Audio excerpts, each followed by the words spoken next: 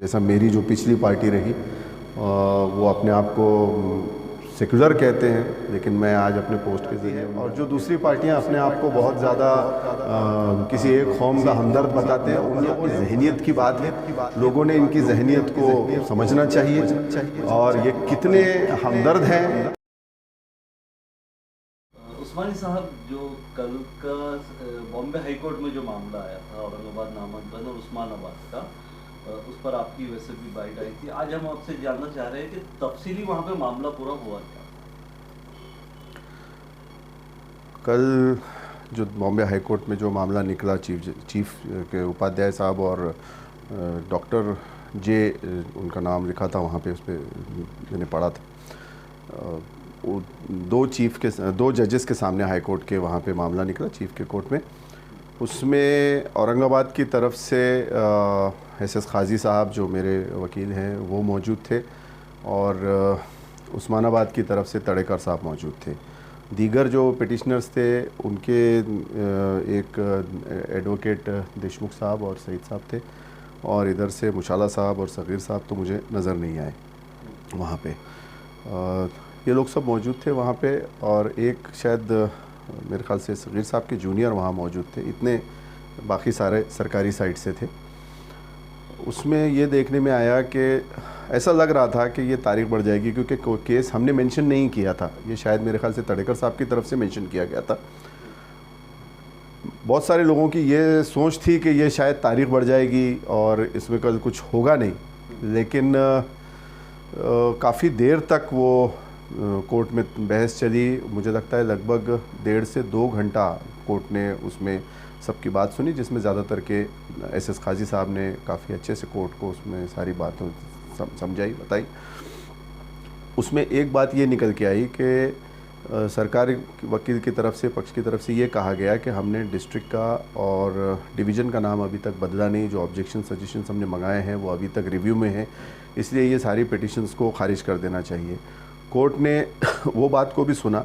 साथ साथ हमारी तरफ से ये कंटेंशन था कि सिटी का नाम जो है, जो इन्होंने बदला है, वो इन्होंने सारी जो उसकी गाइडलाइंस है उसका वायलेशन किया। अभी तक जितनी भी तारीख हुई उसके अंदर सिटी के ऊपर ज़्यादा बहस नहीं हुई थी। कल पहली बार हुआ कि सिटी के ऊपर काफ़ी चर्चा हुई, औरंगाबाद शहर के ऊपर। कोर्ट ने एक बात वाजे की कि भाई जब डिस्ट्रिक्ट और डिवीज़न का नाम, अभी उसके ऊपर कोई फाइनल नोटिफिकेशन निकला ही नहीं। सरकारी वकील की तरफ से ये रखा गया कि हमने ये ड्राफ्ट नोटिफिकेशन रखा है, अभी इसको फाइनल हमने किया नहीं, अभी ये सारे अंडर रिव्यू है। कोर्ट ने ये अपनी तरफ से ये सजेशन दिया कि सारे पक्षकार जो हैं वो इसको विड्रॉ कर दें, या मैं इसको अभी प्रीमेच्योर करार देता हूँ। फिर उसमें एक बात और निकल के आई सरकारी वकील की तरफ से कि हमने तालुके का भी नाम नहीं बदला है। जो अभी हमारे सामने जो तस्वीर पेश की जा रही थी प्रशासन द्वारा कि सब बदल गया, सब बदल गया, तो कल ये थोड़ी सी बातें साफ़ हुई कि ना तालुके का नाम बदला है, ना डिस्ट्रिक्ट का नाम बदला है, और ना डिवीज़न का नाम बदला है। सिर्फ उनका कहना ये था कि हमने वो जो अपने नोटिफिकेशन के अंदर जो डाला है तालुका, डिस्ट्रिक्ट, ये आइडेंटिफिकेशन के लिए डाला है कि वो जगह कहाँ है, वो शहर कहाँ है, वो आइडेंटिफाई हो सके, इसीलिए हमने डाला है। जैसे संभाजी नगर जो वो कहते हैं, it is in the taluka Aurangabad, in the district Aurangabad, in the division Aurangabad. उसी तरीके से उस्मानाबाद तालुके के अंदर वहाँ की जो महानगर पालिका है उसको वो धाराशिव बुलाते हैं, वो उस्मानाबाद डिस्ट्रिक्ट के अंदर आता है।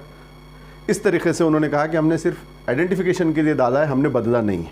तो कोर्ट ने कहा कि जब तक इसके अंदर फाइनल नोटिफिकेशन नहीं आ जाता, जब तक इस याचिकाओं का कोई औचित्य नहीं बनता, ये फाइनल नोटिफिकेशन आने के बाद ही चैलेंज किया जा सकता है। इसलिए मैं इसको प्रीमेच्योर करार देते हुए इस वक्त तक मैं इसको जब तक मैं इसको रिमूव कर देता हूँ। हमारी तरफ से ये बात रखी गई वकीलों की तरफ से कि सर इस पर स्टे दीजिए, वरना ये हो सकता है कि बाद में कोई फाइनल नोटिफिकेशन ला दें और कोई बदमाशी करे। तो कोर्ट ने उसमें एक ये हम लोगों को एक लिबर्टी दी कि वो ऑर्डर में ये डाल दिया कि ये, क्योंकि पहले हम अप्रोच हो चुके थे, अगर इस किस्म का कोई फाइनल नोटिफिकेशन सरकार लाती है तो ये पिटिशनर्स को ये लिबर्टी रहेगी कि ये उस वक्त आके उसको चैलेंज बिल्कुल कर सकते हैं। जब तक फाइनल नोटिफिकेशन नहीं आता, हो सकता है कि सरकार ला ही ना, कोर्ट का ये कहना था। तो ऐसी सूरत में उसको जब तक चैलेंज नहीं किया जा सकता।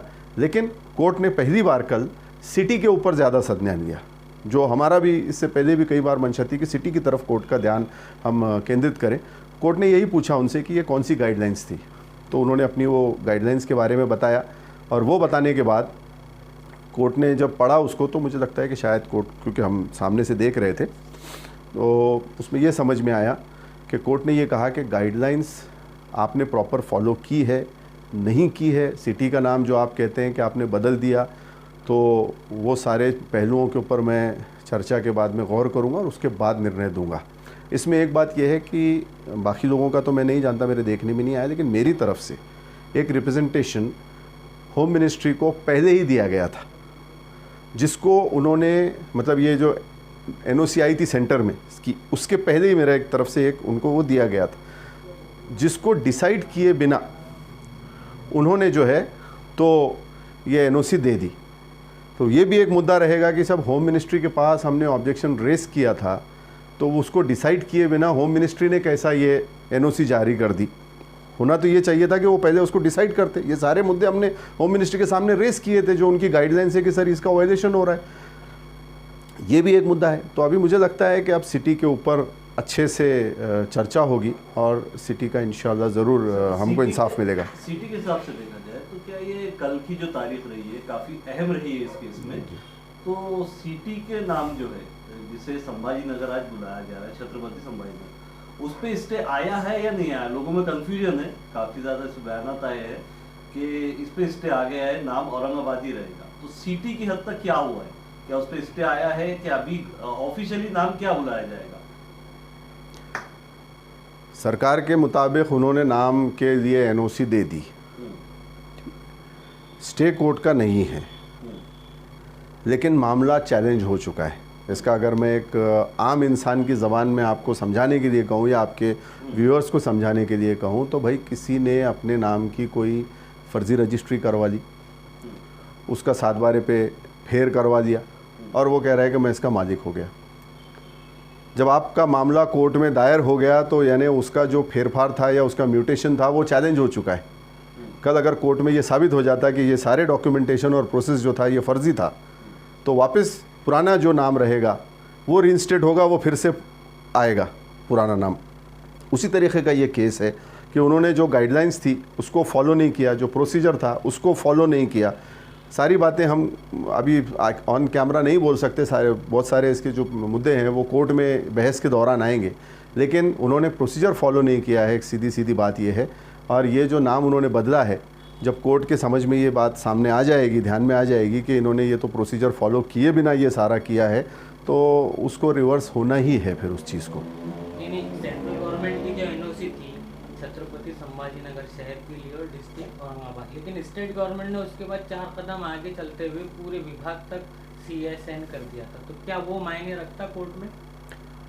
सेंट्रल गवर्नमेंट की NOC जितनी मैंने देखी है वो डिस्ट्रिक्ट के लिए नहीं थी, उसमें कहीं भी डिस्ट्रिक्ट का उल्लेख नहीं किया हुआ है, उसमें सिर्फ शहर का किया हुआ है कि एक शहर औरंगाबाद शहर अब संभाजी नगर नाम से बुलाया जाएगा, जो डिस्ट्रिक्ट औरंगाबाद में।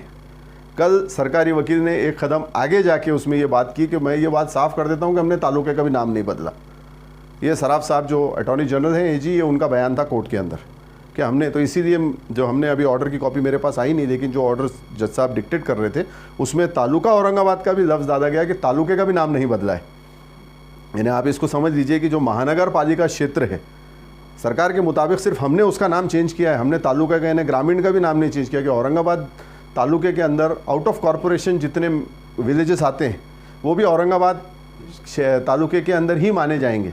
सिर्फ महानगर पालिका का नाम इन्होंने बदला है, ऐसा कल सारी बहस में से समझ में आया उनके। स्टेट गवर्नमेंट का भी था ना नोटिफिकेशन सेंट्रल के बाद? स्टेट ने जो नोटिफिकेशन निकाला था, मुझे लगता है कि उन्होंने अपने पावर्स को एक्सीड करके एक्ट अपॉन ज़्यादा एक कदम आगे ले लिया था। सेंटर की जो NOC थी वो सिर्फ और सिर्फ सिटी की थी, ना वो डिस्ट्रिक्ट की थी ना डिवीज़न की थी। इन्होंने अपने पावर्स को एक्सीड किया।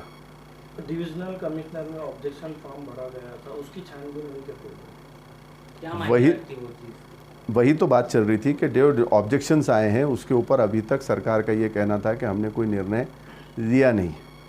अगर हम उसके बाद में उसको देखेंगे, छानबीन करेंगे, उसके बाद वैसे तो होना ये चाहिए कि वो लोगों को बुलाएं सुनवाई के लिए, क्योंकि लोगों ने 5 रुपए के टिकट भी लगाए हैं ऑब्जेक्शंस के ऊपर, कई लोगों ने, कुछ लोगों ने नहीं लगा। ऑप्शन वैलिड होते हैं, के लिए थे, सिटी के लिए नहीं थे। वो जो फॉर्म्स थे उसके अंदर लोगों ने जो मैंने पढ़ा तो उसमें सिटी के लिए भी लोगों ने ऑब्जेक्शन दिया हुआ था, लेकिन सरकार की नज़र में वो डिस्ट्रिक्ट और डिवीज़न रेवेन्यू एरिया के लिए होता है। रेवेन्यू एरिया के ऊपर ही हर चीज़ फॉर्म होती है। अगर कोई पुलिस स्टेशन बनता है तो वो रेवेन्यू एरिया के ऊपर बनता है, अगर कोई भी दूसरा डिपार्टमेंट बनता है वो रेवेन्यू एरिया के ऊपर बनता है।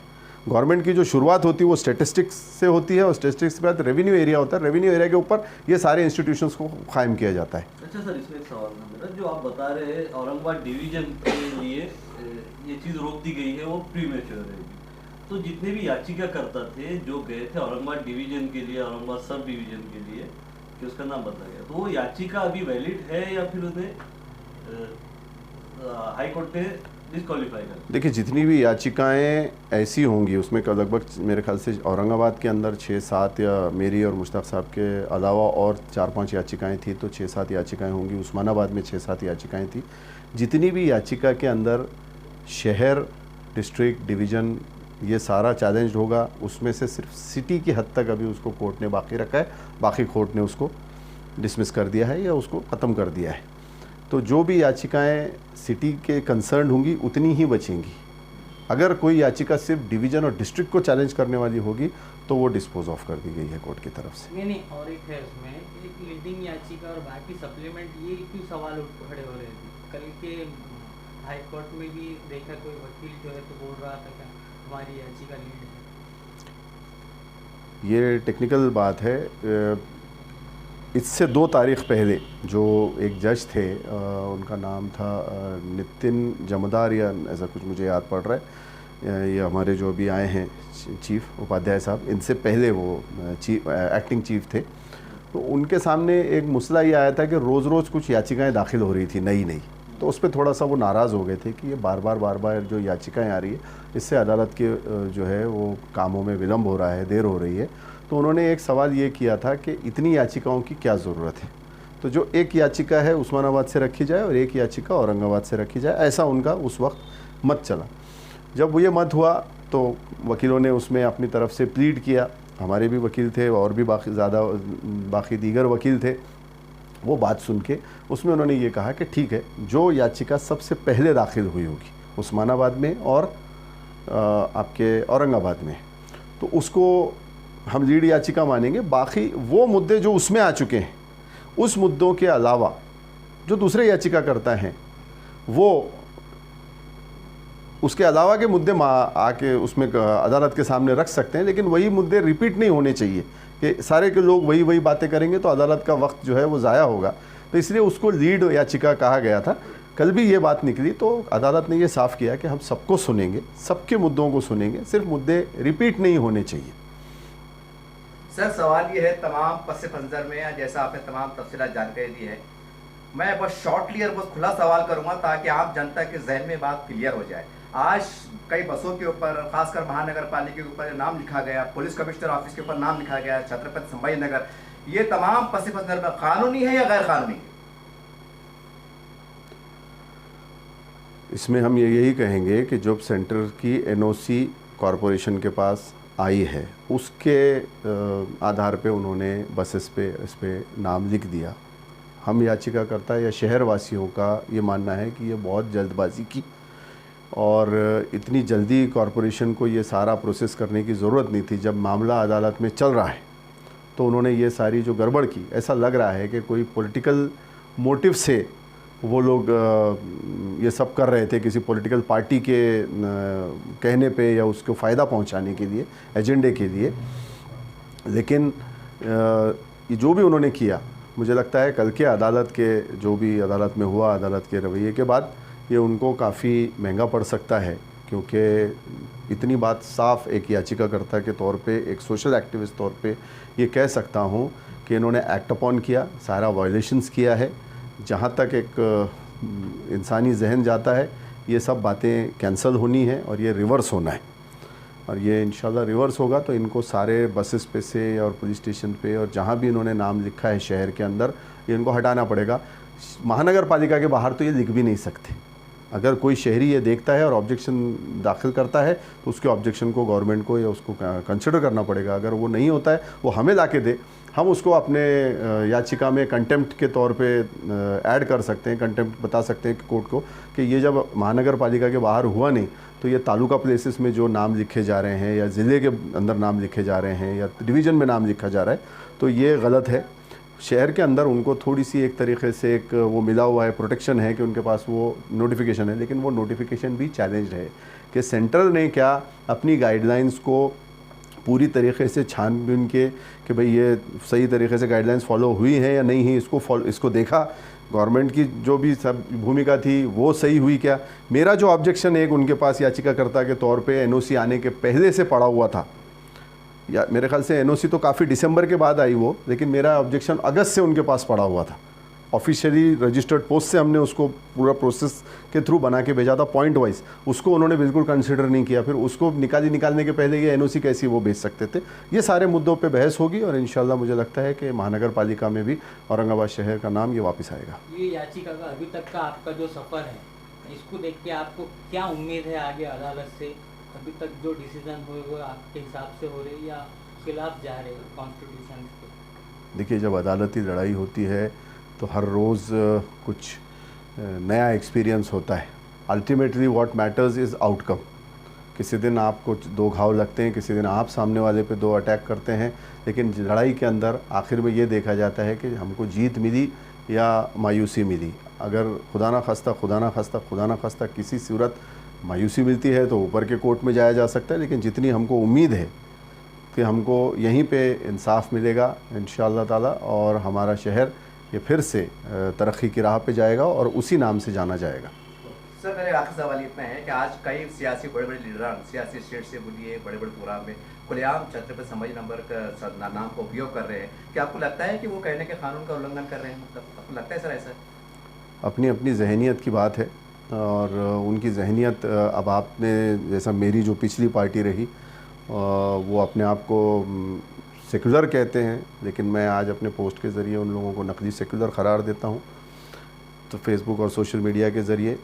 तो उनके जो अखबारात हैं या उनके जो कारोबार हैं, जो कॉलेजेस हैं, ये है हर जगह उन्होंने नाम इतनी जल्दी में चेंज किया कि मुझे लगता है कि शायद आरएसएस के दफ्तरों ने भी नहीं चेंज किया होगा जितना सो कॉल्ड सेकुलर कांग्रेस और राष्ट्रवादी के नेताओं ने चेंज किया। तो अपनी अपनी जहनीत की बात है, लोगों ने इनकी जहनीत को समझना चाहिए और ये कितने हमदर्द हैं इस शहर के लिए, शहरवासियों के लिए, ये बात वाज़े हो जाती है। और जो दूसरी पार्टियां अपने आप को बहुत ज़्यादा किसी एक कौम का हमदर्द बताते हैं, उन लोगों ने भी इसमें कितनी काविशें की, कितनी सही तरीके से जद्दोजहद की, वाकई में जेन्युइन एफर्ट्स लिए, वो भी साफ़ हो जाते हैं कि हमने इसमें केस किया नहीं किया और कितना इसकी आवाज़ उठाई, या इस मुद्दे को छोड़ के हम दूसरे मुद्दों पे कहीं ना कहीं चले गए। तो मुझे लगता है कि सबसे पहले तो हमारी आइडेंटिटी मैटर करती है और हमारी आइडेंटिटी एक औरंगाबाद करके नाम से वही रहनी चाहिए।